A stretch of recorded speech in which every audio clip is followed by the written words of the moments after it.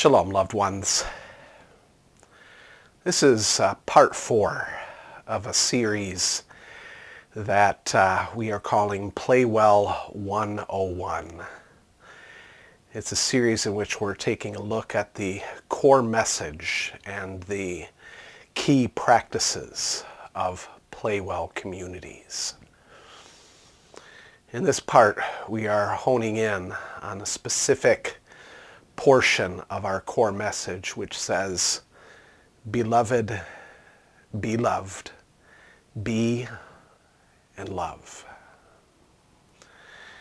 In these reflections, I'd like to focus just on that word be. Beloved, be loved, be.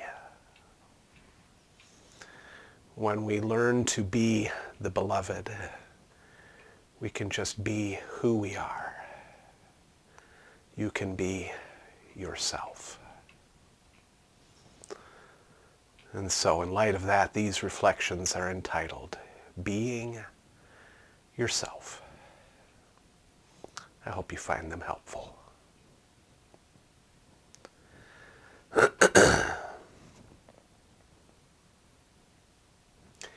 In the deepest part of each and every person is a longing to be loved, just for being who we are. With no masks, no hiding, and no pretense at all. How wonderful life is when you are fully seen, known, and loved. When we can find spaces like these, spaces of acceptance and embrace no matter what, we are really free. There's no need to hold back. You can be just who you are. You are free to honor your feelings, and there is space to develop your thoughts as well as space to speak your mind, even when you're still trying to figure it all out. The problem is, we're afraid that if others really got to know us, they wouldn't like what they see. So we learn to hide. Instead of offering the world our true self, we settle for showing others only a part of ourselves. Thus we craft a false self in order to protect ourselves from the potential sting of rejection. In this way, we get used to projecting an image that only reveals a part of who we really are. It's this propensity to hide that causes us to lead a kind of double life, wherein there's a gap between your public persona, what you let others see or know about you, and your private reality, who you really are. This is a lonely way to live. Ultimately, it leads to a sense of deep-seated futility, because it means we end up forfeiting our personal integrity for the sake of saving face. Instead of leading an integrated life, we literally disintegrate. In this way, we walk through the world as strangers. This is certainly what we see in Genesis 3 with the first human beings. We become estranged from one another and from our Maker. We even learn to hide from ourselves. We end up leading a fractured existence, going through life in a distorted kind of way instead of showing up as God intends, integrated and whole. Across the spectrum of various personality types, this phenomenon of hiding looks a variety of ways. The good person settles for merely being right In order to avoid being wrong, they become enslaved to perfectionism. It's better, of course, to make peace with one's own imperfection, which is a grace that is able to make us truly good. The loving person wants to avoid appearing needy, so they often neglect their own needs in hopes of appearing helpful to others. How important it is for us to honor the fact that before we can love others well, we need to know how to love ourselves, to honor our own limitations, and treat our own needs with the same dignity and respect we wish to show others. The peaceful person tends to avoid conflict, so they settle for an appearing easygoing and content. They settle for appearing easygoing and content. But this is not peace.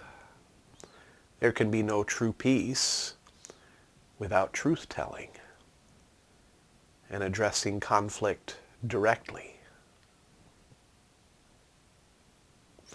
The joyful person wants to avoid pain and sadness, so they sublimate their feelings in favor of appearing happy all the time.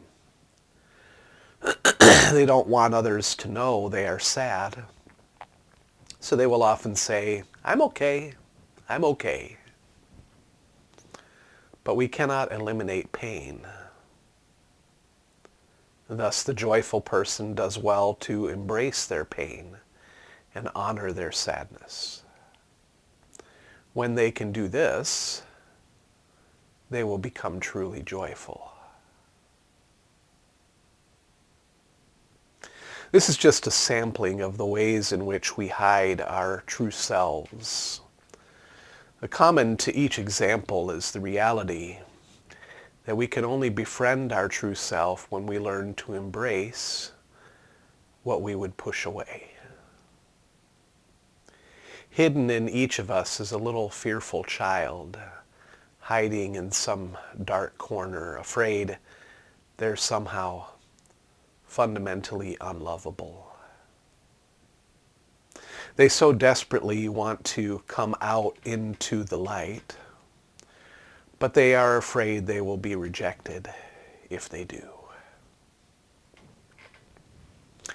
I'm convinced that many of us can identify with the person of Hagar in the book of Genesis, who was a maidservant to Abram's wife, Sarai. After being rejected by Sarai, Hagar ran away, and there, in the desert, God appeared to her and asked, "Where have you come from, and where are you going?" When Hagar explained her situation to God, God spoke some words that gave hope to her, even though God knew that her days would continue to be difficult.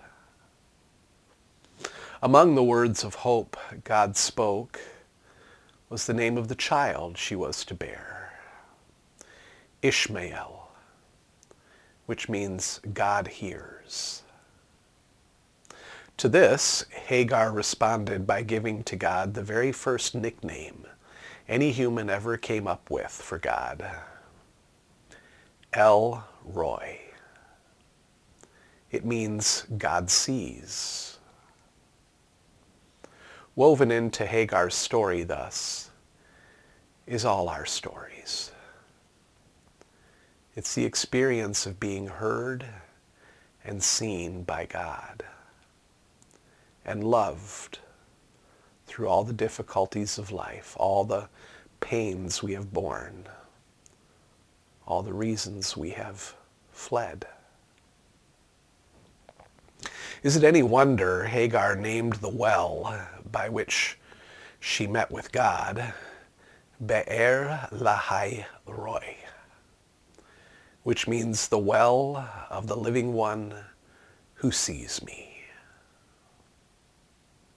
It's when we know deep within that we are heard and seen and loved by God that we then have something upon which to draw that will be as a refreshing spring to others, welling up to life, life, and more life. This is what I dream our little PlayWell family will embody, dear friends. My prayer is that we would be a place where we can meet with God and one another just as we are, that we can be truly seen, truly known, and loved. Indeed, this is what I find most refreshing about our life together already, for I already see us practicing this way of being in so many ways. One of the big ways we do this is through the practice of spiritual direction, whether in a one-on-one setting or when we practice it as a group. Spiritual direction is a space where we don't have to be afraid to show who we really are, where we can express our unspoken fears and worries, where we can get in touch with our anger or sadness, disappointments or hopes, dreams and aspirations, without judgment, just love. In spiritual direction, we practice taking a long, loving look at what is real, as we like to say. In other words, we face reality head on, and we have the courage to do so because we are looking at it through the eyes of love.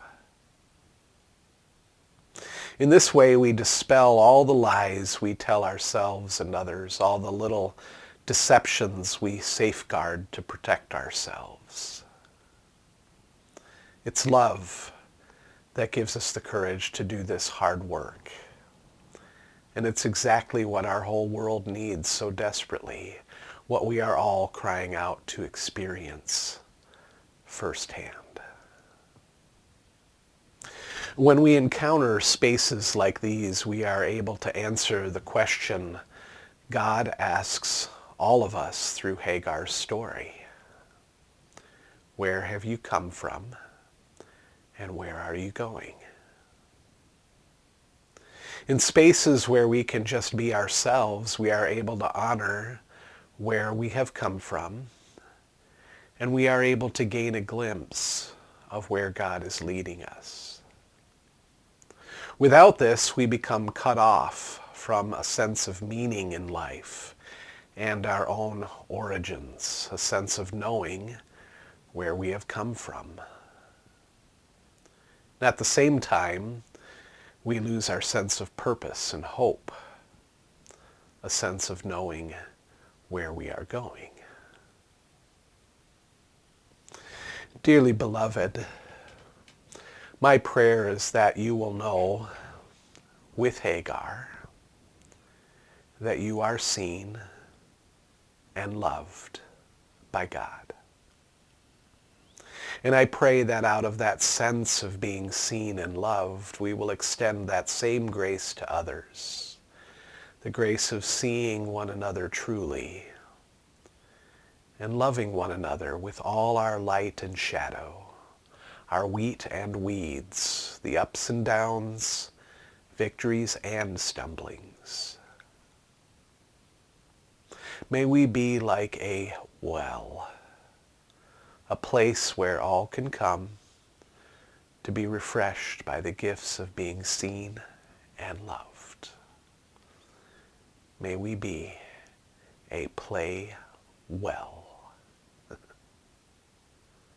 Amen.